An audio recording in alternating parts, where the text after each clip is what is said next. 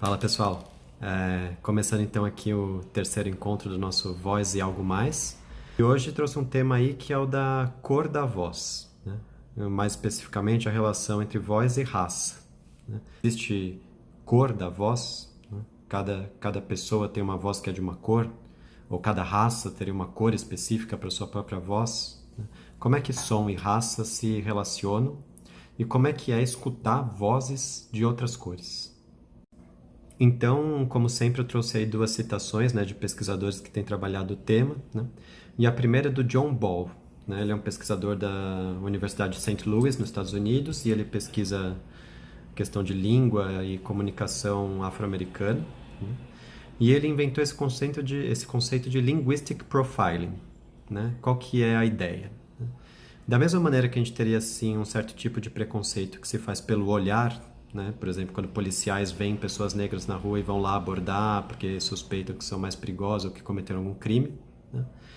O Ball vai demonstrar que existe um certo tipo de profiling que acontece pela linguagem, ou seja, de que a partir do que se escuta, né, pela maneira como a pessoa fala, são feitos julgamentos, preconceitos e discriminações a partir disso. Então, o ponto de partida do Ball vai ser os efeitos jurídicos desse tipo de preconceito linguístico, né? Ele vai tomar dois casos, dois processos bem famosos que tiveram nos Estados Unidos, né? O primeiro é do julgamento do O.J. Simpson. Ele é um ex-jogador de futebol americano que foi acusado de um homem negro, acusado de matar a ex-esposa, né? O caso que ganhou muita notoriedade na mídia. E que em determinado momento do julgamento, a promotoria estava arguindo uma testemunha, né? E essa testemunha tinha passado pela cena do crime durante a noite e tinha escutado brigas dentro da casa. E aí o promotor pergunta para ele: e a voz que você escutou? Essa voz era de um homem negro? Né? E aí o advogado de defesa, Dr. Cochrane, se revolta, se levanta e faz uma objeção e diz: mas como isso é um absurdo? Como é que ele sabe pela voz se a cor é de um homem negro ou de um homem branco? Isso não pode ser considerado. E aí surge então o debate. E o segundo exemplo jurídico que o Ball vai resgatar é de um caso de 1999, na Suprema Corte de Kentucky contra Clifford, em que uma situação parecida acontece, né? Um crime numa casa, tinha uma testemunha passando, essa testemunha era um policial, né? E ela reporta que escutou gritos de uma mulher e depois escutou uma voz de um homem negro, né? O advogado também protesta, diz que não daria para reconhecer uma pessoa como negra pela voz. E aí a gente tem uma situação complicada, porque a decisão do juiz, que se tornou jurisprudencial, foi no sentido de que, da mesma maneira que a voz feminina permitiu dizer que era uma mulher que estava na cena, essa voz negra podia ser dado para aceitar que era um homem negro, né? E, pior, né, usou como argumento que a testemunha era um policial, então que como policial ele estava acostumado a escutar vozes negras, então teria o ouvido ou a capacidade de discernir a raça pelo som. Então vocês veem o problema que se monta aí, né? E o Ball vai pegar então esses casos e vai atrás de pesquisar, né, as relações entre som e raça. E ele faz um experimento muito interessante. Ele pega assim uma frase, né, curta, um alô, quem está falando, primeiro dita por um negro, depois por um branco, depois por um latino. E passa esses áudios para diversas pessoas escutarem e tentarem adivinhar a raça de quem está falando, né? E ele descobre que muito rapidamente, às vezes ouvindo só um hello, né, assim, na primeira sílaba que é dita, né, a pessoa já consegue ter uma opinião sobre raça e que na maioria das vezes ela está certa. Cerca de 90% das respostas eram corretas, ela conseguia identificar a raça de cada um.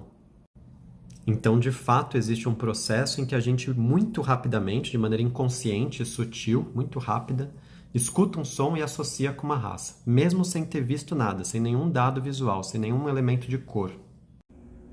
E aí, numa segunda etapa da pesquisa, né, o Ball vai pegar essas mesmas pessoas que gravaram os áudios, né, uma pessoa branca, uma pessoa latina, uma pessoa afrodescendente, e vai pedir para elas fazerem chamadas de telefone ligando para empresas para tentar marcar um agendamento, seja para ver um imóvel, seja para pedir um empréstimo ou outros desse tipo. E ele descobre que as vozes negras e latinas, na maioria das vezes, não conseguiam marcar esses encontros, elas eram negadas, né? Não tinham acesso a esses serviços. E indo à frente com essa investigação, né, porque esses casos foram levados para processos judiciais, né, geraram ações, né, descobriu-se que havia políticas internas nas empresas, né, ativamente instruíam os funcionários a não permitir ou não agendar encontros com pessoas negras, né? Então, instruíam, por exemplo, a secretária, se ela ouvisse no telefone e achou que essa voz é de negro ou de latino, já corta. Já nem marca reunião, já nem marca para a pessoa vir, já dá um jeito de cancelar. Então vocês veem o problema que a gente está enfrentando, né? O Boll, ele vai reconhecer que existe um valor, né, de ter especificidades culturais na língua, na maneira como a gente fala, no nosso sotaque, né? Isso é uma transmissão hereditária que valoriza, né, dados culturais. O problema é que do lado de quem escuta, né, isso é muito rapidamente julgado, né?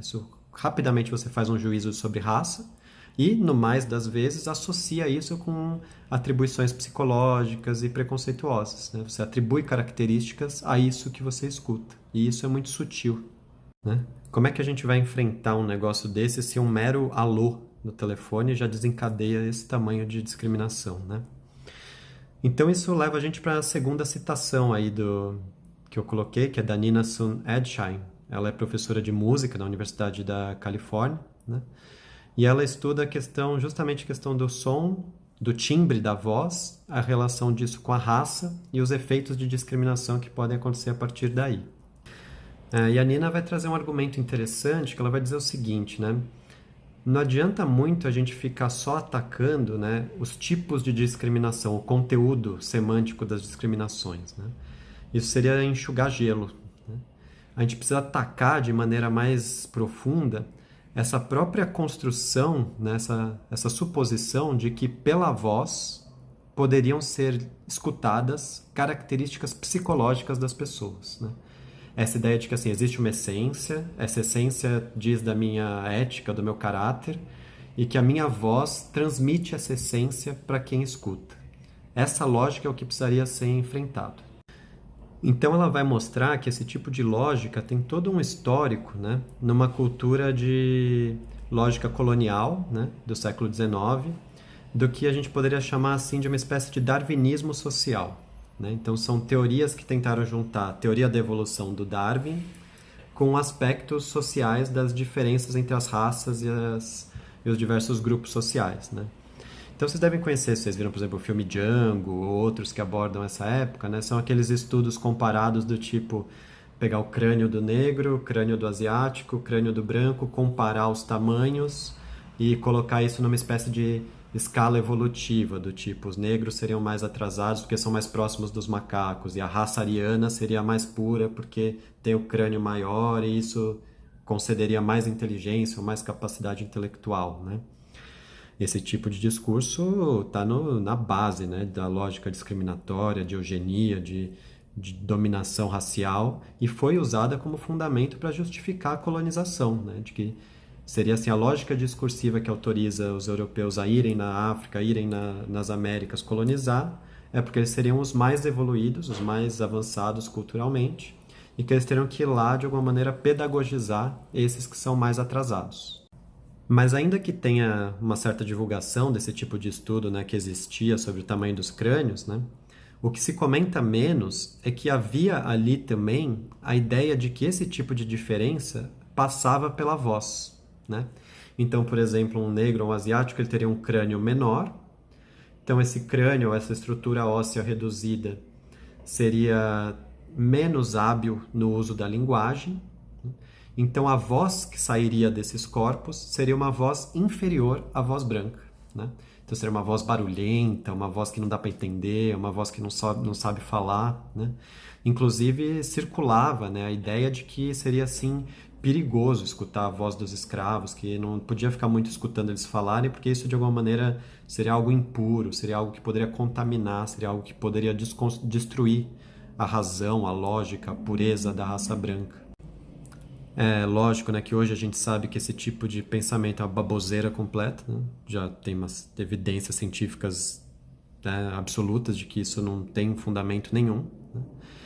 Mas a Nina vai demonstrar como a discursividade, esse tipo de jeito de pensar ainda existe, né? E ela vai entrevistar professores de canto, né? Professores que ensinam pessoas a cantar, E nas entrevistas ela encontra falas desse tipo, né? Então, por exemplo, ah, não, mas é que alunos negros, eles têm essa conexão com o corpo, né? Eles são desse jeito que eles cantam com as entranhas.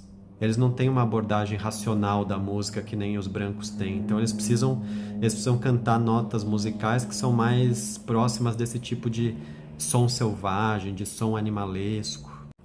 E os caras falando esse monte de baboseira nas entrevistas com a maior naturalidade, né? Como se fosse a coisa mais comum do mundo, né? Então a Nina vai mostrar como é enraigada, como é profundo esse tipo de preconceito que faz você achar que existe uma essência natural das vozes.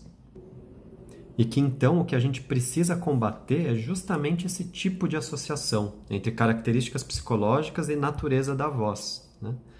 Então ela vai colocar 3 premissas fundamentais para a gente começar a ter essa conversa, né? Premissa 1, né? A voz não é individual. Não é minha voz, sua voz, cada um tem sua voz. A voz é coletiva, né? A nossa voz é uma construção coletiva que se atualiza na maneira como nós somos ensinados, na maneira como a gente se relaciona com os outros, na maneira como isso circula, na maneira como isso se performatiza, né? Segundo dado, né, de que a voz ela é cultural, né? Então ela não é manifestação de uma essência natural, biológica, orgânica. Ela é atualizada pela cultura, né? A gente aprende a voz, a gente adquire ela na maneira como a gente é moldado pelos processos culturais, pelas lógicas de dominação, pelos mecanismos de controle, né? E o terceiro ponto, né, que é o mais interessante, é de que a voz ela não está dentro de quem fala, a voz está no ouvido de quem escuta, né? A gente é ensinado a escutar de certa maneira e a gente é ensinado a interpretar o som que a gente escuta, atribuindo características, muitas vezes características preconceituosas e discriminatórias. A gente aprende a reconhecer certos sons como corretos e outros como incorretos. A gente aprende a reconhecer certos timbres de voz como prazerosos e outros como desprazerosos ou barulhentos, né? Aprender a escutar é aprender a selecionar sons, né? E aí que o problema da discriminação incide de maneira mais decisiva. Por que maneira mais decisiva? Porque as instâncias de poder reproduzem essa lógica em que certas vozes são escutadas e outras não. Então a gente nota esse tipo de barganha, esse tipo de troca violenta, injusta, né? Que uma pessoa de outro contexto cultural ela precisa branquear, esbranquiçar a voz dela para poder ser escutada em certos espaços, né?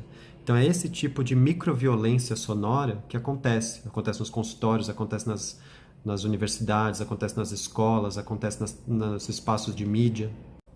Então se a gente leva a sério essas ideias, né, o desafio é que não basta que pessoas historicamente excluídas possam entrar em certos espaços ou possam visualmente, né, ocupar certas posições de destaque, né? Tem uma barreira acústica, né? A gente é ensinado a não escutar certos sons. E às vezes a gente oferece uma escuta que é assim, ah, tá, eu tô disposto a te escutar, mas se você falar de um jeito bem branquinho, né? Fala de um jeito certinho, bonitinho, do jeito que da linguagem culta, né? É uma espécie assim de escuta condicional.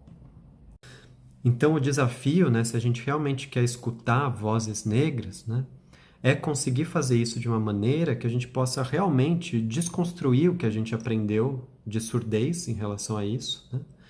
Para poder escutar essas vozes no que elas têm de diferente, né? Escutar essa diferença e não querer subjugar elas a uma lógica em que todo mundo precisa falar igual, né? Poder ser tocado pela diferença dessas vozes é o desafio, se a gente espera realmente avançar em relação aos impasses do silenciamento. Então vai ser um pouco esse nosso trabalho de tentar desconstruir essa surdez, né? Então é isso aí, pessoal. Valeu por mais uma conversa. A gente se vê na próxima.